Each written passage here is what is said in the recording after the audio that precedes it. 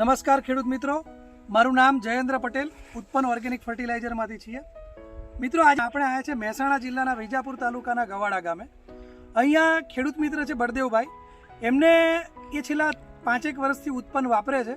અહીંયા એમને નવી જમીન લીધી છે અને બટાકાની અંદર એમને ઉત્પન્નની બેગ વાપરી છે. તો એની આખી હિસ્ટ્રી આપણે એમની પાસેથી જાણશું, કેવું પરિણામ મળ્યું છે એમને. નમસ્તે. નમસ્તે. એક તમારું નામ અને મોબાઈલ નંબર બોલી દેજો. મારું નામ પટેલ બળદેવભાઈ ગોવિંદભાઈ, મૂળ વતન સાણોદા. અત્યારે અમે ગવાડા વિજાપુર જગ્યા રાખી છે, નવી જમીન, ત્યાંથી આ વિડીયો ઉતારીએ છીએ. બરાબર. અને મારો મોબાઈલ નંબર છે 9925-350-279. બળદેવભાઈ, તમે કેટલા વર્ષથી આમ ટોટલ ઉત્પન્ન વાપરો છો? આશરે છેલ્લા 4-5 વર્ષથી. 5 વર્ષથી. 5 વર્ષથી. તો શરૂઆત ક્યાંથી કરી હતી તમે? શરૂઆત અમે જાફરા નાખ્યું હતું, ચિરોડાથી ઉત્પન્ન લાવ્યા હતા અમે. હા. અને 300 બેગ લીધી શરૂઆતમાં. હા. પછી બીજા વર્ષે 500 લીધી.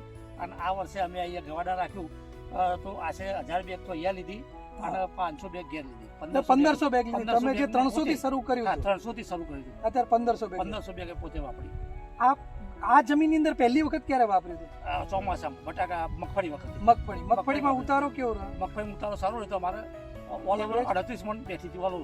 ઓલ ઓવર 38 મણ મગફળી હતી. એટલે આ એરિયા માટે એરિયા પ્રમાણે સારી, બહુ સારી કહેવાય. બહુ સારી. અમે ઉનાળામાં જ આ ફાર્મ રાખ્યું હતું નવું અને લેવલિંગ નું કામ કર્યું, જમીન ઉતારી અને કોઈ બીજી તો ખાતર નાખ્યું જ નતું અમે.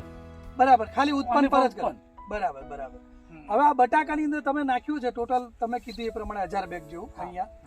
તો આ બટાકાની અંદર તમને શું ફેર લાગ્યો? એક તો બટાકાનો ગ્રોથ સારો થયો, એના તંતુ મૂળ સરસ ફૂટ્યા છે અને પારો પોચો રહે છે.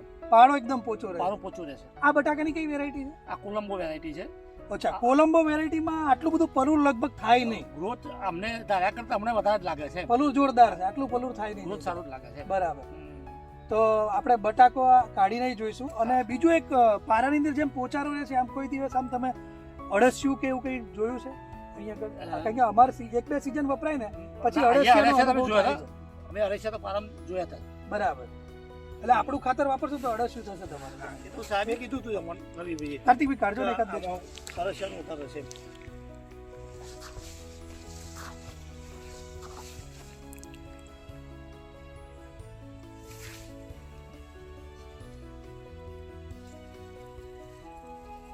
બહુ સરસ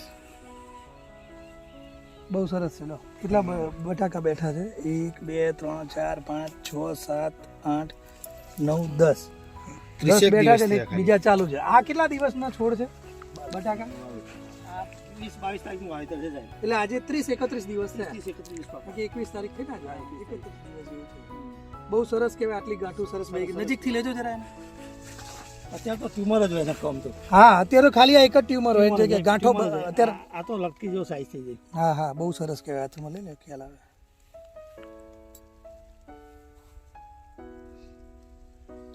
તંતુમૂળ કેવો સરસ ફૂટે. હા, મેન તંતુમૂળથી તમે વધારે તંતુમૂળથી ભાઈ આ જ સાહેબ ખાસ ખેતીમાં આ જ હોય છે. આ જેટલું વધારે હોય ને એટલું બેનિફિટ વધારે બને.